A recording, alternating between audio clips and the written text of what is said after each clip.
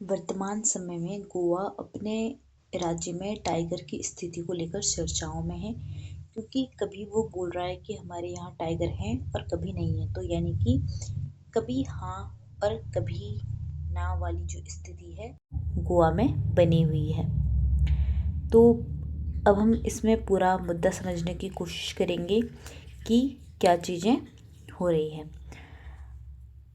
बॉम्बे जो high court है, Bombay high court ने आदेश दिया था 2023 में गोवा को, जो वहाँ का एक अभयारण्य है महादेई अभयारण्य, इसको टाइगर रिजर्व बनाने का बॉम्बे हाई कोर्ट ने आदेश दिया था।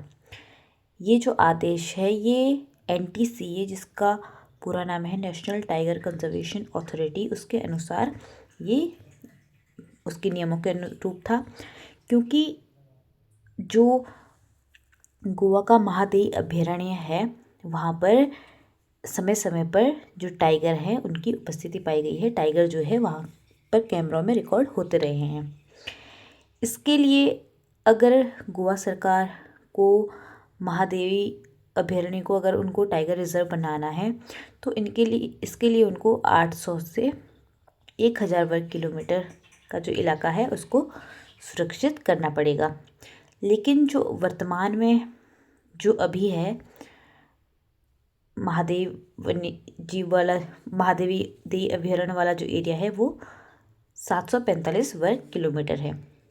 तो इसके बाद क्या होता है, गोवा सरकार जो है, इसके बाद जो गोवा सरकार है वो इस पर जवाब देती है। गोवा सरकार सुप्रीम कोर्ट जाती है इस फैसले के लिए। तो यहाँ पर इससे बचने के लिए गोवा सरकार तर्क देती है कि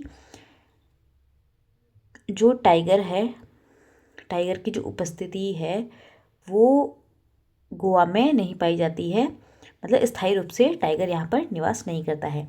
जैसे कि आपको ये दिख रहा होगा, ये है गोवा राज्य। गोवा का जो ऊपरी हिस्सा है ये महाराष्ट्र वाला है और नीचे कर्नाटक पड़ता है। तो महाराष्ट्र और अरुणाचल प्रदेश बोल रही हूँ मैं, महाराष्ट्र और कर्नाटक जो है गोवा के साथ सीमा साझा करते हैं।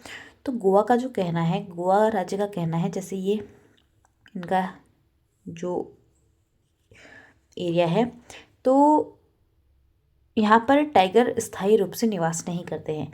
मतलब महाराष्ट्र से कर्नाटक आने के लिए, जैसे कि मैं आपको यहाँ पर बताऊँ, महाराष्ट्र से कर्नाटक, ये महाराष्ट्र से कर्नाटक आने के लिए टाइगर इस रूट का इस्तेमाल करते हैं, और कर्नाटक से टाइगर जाने के लिए जो है वो, मतलब कर्नाटक से महाराष्ट्र जाने के लिए टाइगर इस रूट का इस्तेमाल करते हैं। स्थायी रूप से जो टाइगर हैं वो इस अभयारण्य में निवास नहीं करते हैं, इसलिए ये गोवा सरकार ने अपना तर्क दिया।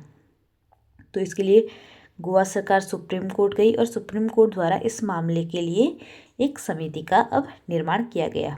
ठीक है, अब लेकिन मेन बात क्या है, अभी जैसे गोवा बोल रहा है कि यहाँ पर टाइगर स्थायी रूप से निवास नहीं करता है, सिर्फ उनका ये जो है आवागमन का मार्ग है, मतलब आने जाने का ये सिर्फ रास्ता है।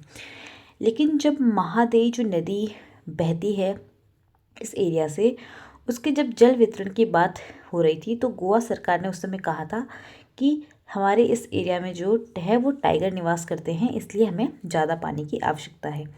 यानी कि गोवा अपने सुविधा अनुसार कभी कहता है कि यहाँ पर टाइगर निवास नहीं करते हैं और कभी कहता है कि टाइगर निवास करते हैं।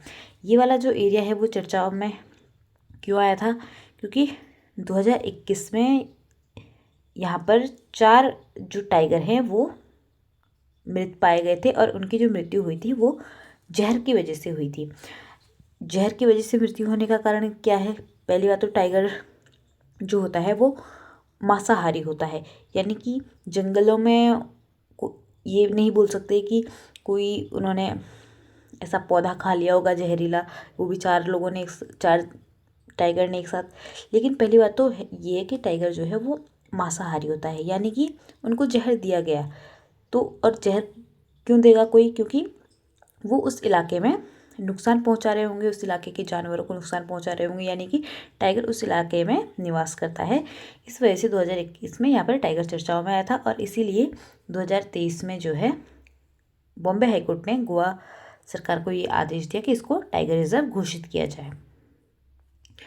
अब जो सुप्रीम कोर्ट द्वारा समिति बनाई गई है उसका जो है वो अभी फैसला आया। उन्होंने अपनी सलाह दी है आगे के लिए कि क्या करना चाहिए। सुप्रीम कोर्ट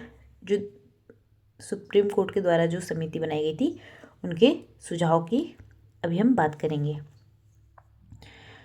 सुप्रीम कोर्ट के द्वारा नियुक्त एक समिति ने गोवा में टाइगर रिजर्व को चरणबद्ध तरीके से बनाने की सिफारिश की है।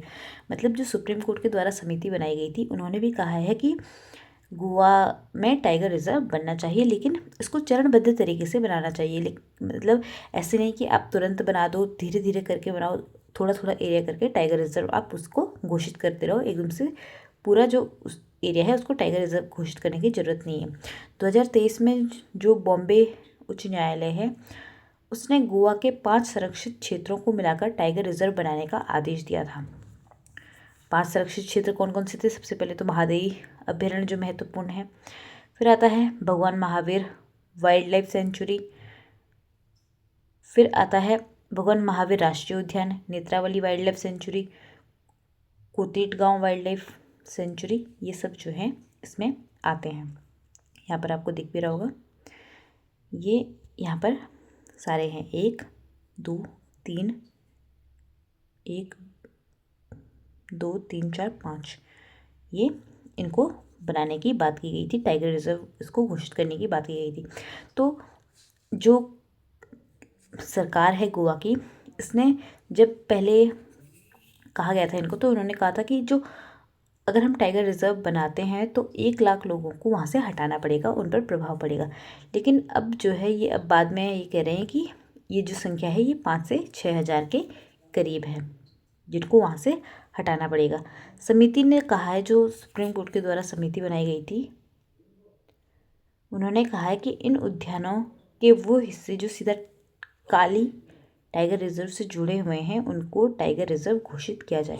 काली जो टाइगर रिजर्व है ये कर्नाटक में स्थित है। कर्नाटक जो है ये नीचे वाला एरिया है।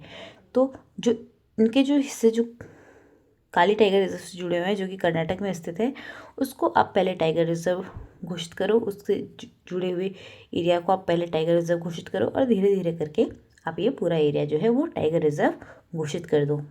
ठीक है, तो यहाँ पर ये न्यूज़ थी और इसी तरह की जो अन्य भी खबरें आती हैं उसके लिए आप लोग हमसे जुड़े रहें।